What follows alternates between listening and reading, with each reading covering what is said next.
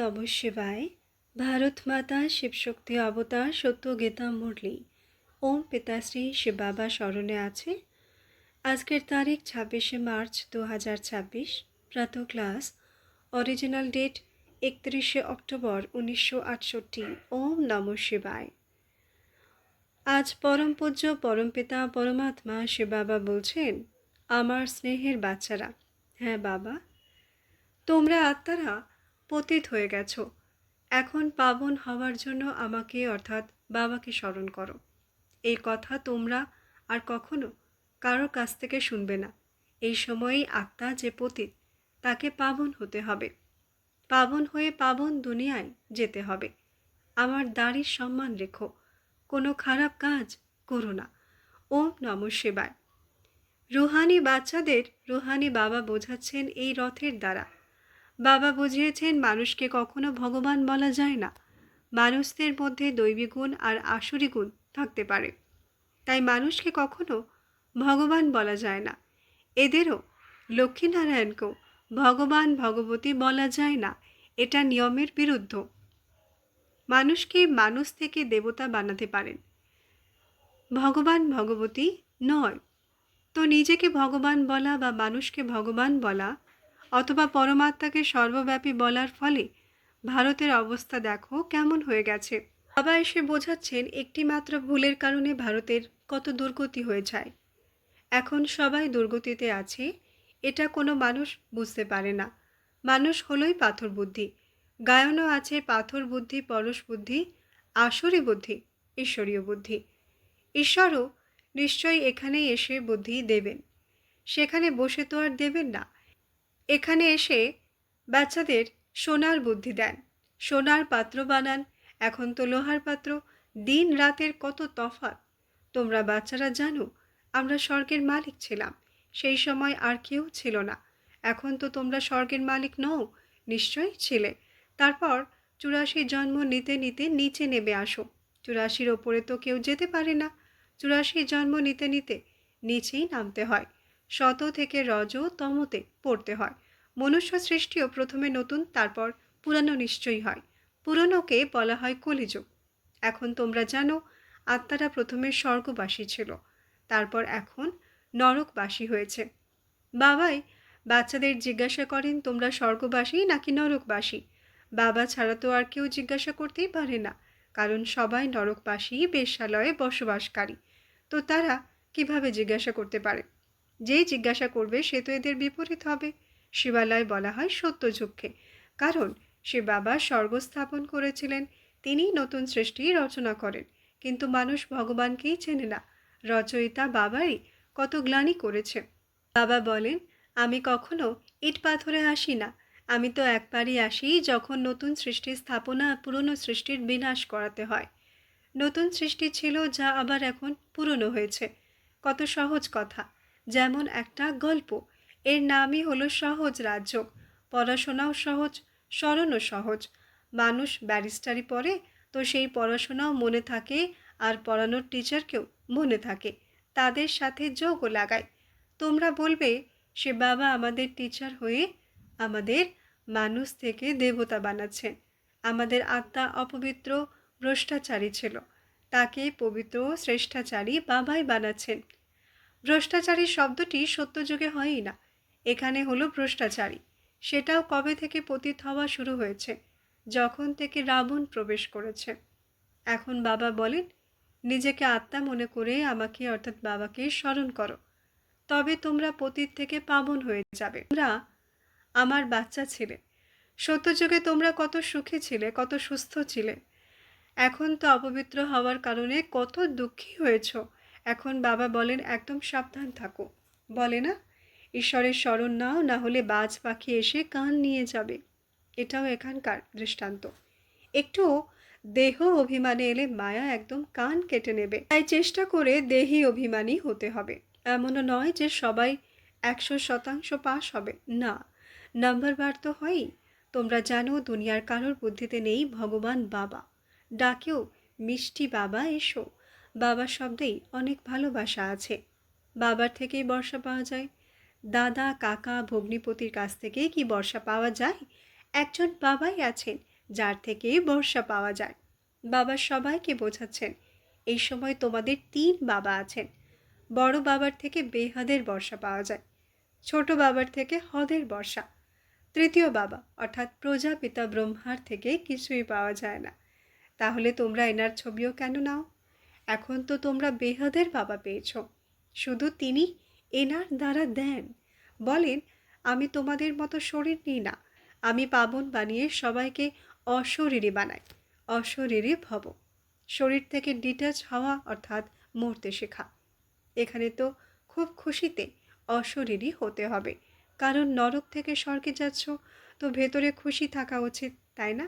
খুশি মনে শরীর ছেড়ে দেয়। সন্ন্যাসী আদি যে দৃষ্টান্ত দেয় সাপের, ভ্রমরের, কচ্ছপের, তার সবই এই সময় তোমাদের সাথে মেলে। তোমরা অজ্ঞানী পোকাকে জ্ঞানের ভূ ভূ করো, তারা সবাই ভক্তির ভূ ভূ করে। ভক্তি হলো অগাধ, জ্ঞানের ভূ ভূ তো একটাই, একটা কথারই ভূ ভূ চলে। ভক্তি মার্গে তো কত যজ্ঞ, তপস্যা, দান, পুণ্য আদি করে কত পথ ভ্রষ্ট হয়। তোমরা কত রয়্যাল, শুধু একটা কথা বলো যে বাবাকে স্মরণ করো। বাবাকে তোমরা নিমন্ত্রণ দিয়ে ডেকেছ, হে পতিত পাবন। তারা কত জাঁক জমক করে থাকে। ভক্তিতে যজ্ঞ, তপস্যা, দান, পুণ্য আদি করতে তোমরা কত খরচ করেছ। এতে তো কোনো খরচ নেই। তোমরা দেখো কাকে ডেকেছ, যিনি সবার সদ্গতি করেন। আবার তার কি সাজসজ্জা আদি করেছ? কিছুই না। তোমরা তো টেরও পাওনি যে বাবা কোন সময়ে এসেছেন। তোমরা নিজেদের জন্মদিনে কত উৎসব আদি পালন করো, সে কথা আর বলোই না। খুশিতে মেতে ওঠে যে ভগবানের বাচ্চা দিয়েছেন। কার কৃপায়? গুরুর কৃপায়। আচ্ছা, সে আবার অসুস্থ হয়ে পড়ে, মারা যায়, তখন কি বলে? গুরুকে তো খুব গালি দেয়। আরে তোমরা তাকে কেন গালি দিচ্ছ? গুরুর কৃপায় ভগবান দিয়েছেন, তো তার সাথে লড়াই করো। তোমরা গুরুর সাথে কেন লড়াই করছো? এই সবই হলো ভক্তি মার্গের কথা। এখানে তো তোমাদের বাচ্চা আদি কিছুই চায় না। জানো, এখানকার বাচ্চারা তো বিছে সাপ বালায় বেচারিরা পরিশ্রান্ত হয়ে যায়। কেউ যদি বাচ্চাদের সামলায় তবে আমরা বন্ধন থেকে মুক্ত হয়ে সার্ভিসে লেগে যাব। বাবা বলেন, বাচ্চার বন্ধন থাকলে কাউকে দিয়ে দাও। ভগবানের কাছ থেকে অনেক পরিশ্রম করে বাচ্চা নেয়, তো মোহ কাটে না। এটাও কখনো কখনো খেয়াল আসে যে আমাদের বাচ্চা নেই, বাচ্চার জন্য পরিশ্রান্ত হতে থাকে। যদিও বলে, বাবা আপনিই আমাদের বাচ্চা, তবুও বাচ্চার চাহিদা থাকে। আরে এই বাচ্চা তো তোমাদের বিশ্বের মালিক বানাচ্ছে। বাচ্চা হলে এমন হোক, যারা ব্রাহ্মণ হয় তারা সবাই বিশ্বের মালিক হয়। তারপর তাতে আছে নাম্বার 1 পদ। যেমন বলে, ভারত আমাদের সবচেয়ে ভালো দেশ। আবার কখনো দেখো ভারতের গ্লানি করে। এর ওপর একটা গান আছে, এখন তোমরা বোঝো। আমরা ভারতের মালিক ছিলাম, স্বর্গবাসী ছিলাম, এখন নরকবাসী। কত বড় হিংসা করে। যেমন কুকুরের উদাহরণ দেওয়া হয়, সে নিজের রক্তই বসে চষে, এতে খুব মজা পায়। এরাও একে অপরের রক্ত চষে, কাম কাটারি চালিয়ে একে অপরের খুন করতে খুব খুশি হয়। একে অপরকে কত গালি দেয়। এক ম্যাজিস্ট্রেট বলেছিল, তুমি তো গাধা। তখন সে বলল, আমি গাধা তো তুমিও গাধা, আমি মানুষ তো তুমিও মানুষ। সে কিছু বলতে পারল না। সে যা বলেছে ও সেটাই রিপিট করেছে। কত গালি দেয়। একেই বলা হয় রৌরব, নরক। তো বাবা বসে বোঝাচ্ছেন এটা ভক্তি নয়। এই জ্ঞান একমাত্র বাবাই দেন। জ্ঞান দ্বারাই সৎগতি হয়। কোনো মানুষের এটা জানা নেই। বিদ্যান আচার্য, শঙ্করাচার্য আদি তাদের বাপ দাদাও কেউ জানে না। তাদের তো বাপ দাদা আছে, তাই না? সে বাবার তো কোনো বাপ দাদা নেই। তিনিই বসে বোঝাচ্ছেন। কৃষ্ণ তো হয় সত্যযুগে। কৃষ্ণ ভগবান উবাচ বলা তো 1 নম্বরের মূর্খতা।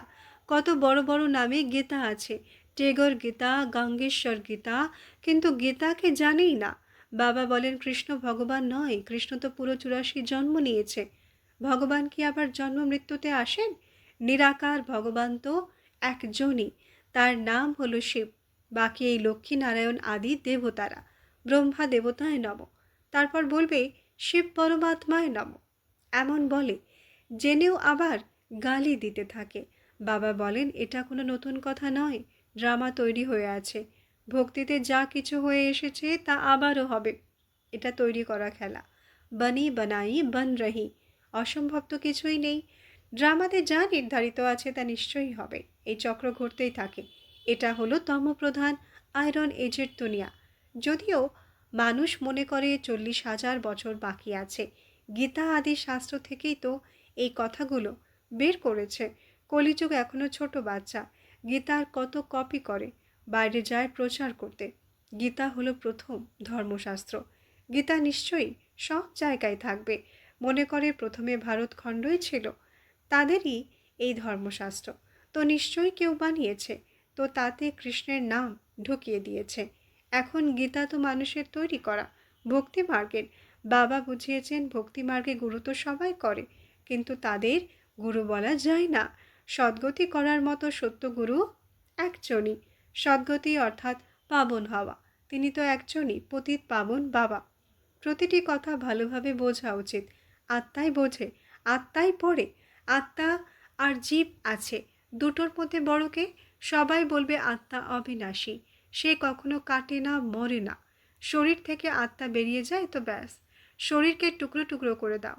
আত্মা তো অবিনাশী, তাই না? তো নিজেকে আত্মা মনে করা উচিত নাকি শরীর? বাবা বসে বোঝাচ্ছেন, বাচ্চারা তোমরা আত্মারা পতিত হয়ে গেছো।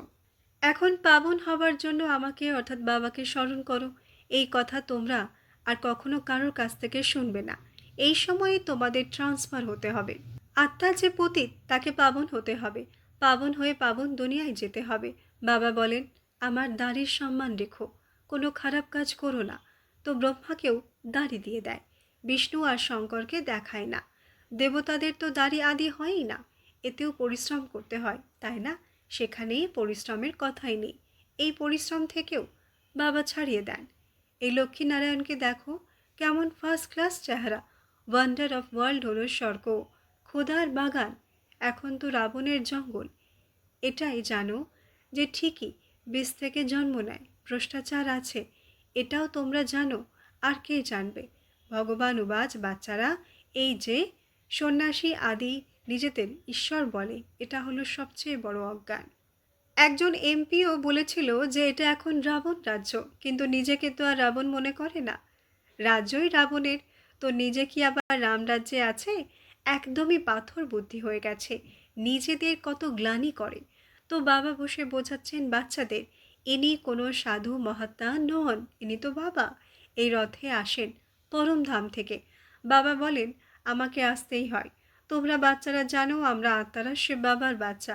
তারপর প্রজাপিতা ব্রহ্মার অ্যাডাপ্টেড বাচ্চা ভাই বোন হয়ে যায়। সবাই বলে আদম বেবি, আদিদেব আদিদেবী। জগদম্বা আছে তো নিশ্চয়ই জগৎ পিতাও আছে। বাবাকে তো সর্বদা বাবাই বলা হয়। প্রজাপিতা ব্রহ্মা আর সরস্বতীর গায়ন আছে, যাকে অম্বা বলে। তার ওপর বলিও চড়ায়। তো এটা এখনকার কথা। শিবের ওপর বলি চড়ায়, ব্রহ্মার ওপর বলি চড়ানো কখনো দেখবে না। লক্ষ্মীকেও মাতা বলে, তিনি হলেন বিশ্বের মহারানী। এই সময় তোমরা মাম্মা বাবা বলো। বাবা বুঝিয়েছেন, এনার দ্বারা তোমাদের অ্যাডাপ্ট করি। তো ইনি স্ত্রী হলেন, তাই না? তোমাদের বড় অম্বা তার এই নিশানি। আর তারপর সবচেয়ে বড় নদী ব্রহ্মপুত্র, তারপর আছে সরস্বতী গঙ্গা। একমাত্র এই নদীর মিলন সাগরের সাথে হয়, যাকে সঙ্গম বলে। বাবা এতে প্রবেশ করেন। একেই বলা হয় আত্মারা আর পরমাত্মা আলাদা ছিল বহুকাল। এখানে এসে সবাই সেই এক বাবাকে স্মরণ করে। আত্মার দুজন বাবা তো আছে, তাই না? তিনি হলেন সত্য ফাদার, ইনি মিথ্যে। কতজন বাবা তোমরা নিয়েছ? 84। ফিচার্স তো সব জন্মেই বদলাতে থাকে, তারপর সেই ফিচার্সই 84 জন্মের পর নেবে। আত্মার মধ্যে অনাদি অবিনাশী পার্ট ভরা আছে, যা আত্মাকেই বাজাতে হবে। যে শরীর দিয়ে যে পার্ট বাজিয়েছে সেই শরীর দিয়ে সেই পার্টই আবার বাজাবে। বাবা বলেন, এটা তৈরি করা ড্রামা, এতে একটুও তফাৎ নেই। প্রতিটি জন্মের অ্যাক্ট আলাদা আলাদা। এটা অনেকবার রিপিট হয়েছে, হতে থাকে। কত গুহ জ্ঞান, এতে কতটা বোঝার দরকার। ভক্তি মার্গে কত পরিশ্রম করে, হরযোগ আদি শেখায়। বাবা এসে তোমাদের 21 জন্মের জন্য সব কষ্ট থেকে দূর করে দেন। তো এখন বাবাকে কত খুশিতে স্মরণ করা উচিত। এখানে আছে মায়ার 7টি ওয়ান্ডার্স। তোমরা বোঝো স্বর্গ কত বড় ওয়ান্ডার হয়ে গেছে, তবেই তো সবার মনে পড়ে। কেউ মারা গেলে বলে অমুক স্বর্গবাসী হয়েছে, তো নিশ্চয়ই নরকবাসী ছিল। তোমরাও নরকবাসী। তোমরা খুব ভালোভাবে বোঝাতে পারো। আপনি আসুন, তো আমরা আপনাকে জানাবো আপনি সত্যি সত্যি স্বর্গবাসী কিভাবে হতে পারেন। স্বর্গবাসী ছেলে এত বছর হয়েছে, এখন নরকবাসী, আবার স্বর্গে যেতে পারো। এমন এমন তোমরাই বলতে পারো। ইনি তো আর বলেন না যে আমি ভগবান। বাবাও বলেন ইনি তো পতিত, ইনি পুরো 84 জন্ম নিয়েছেন।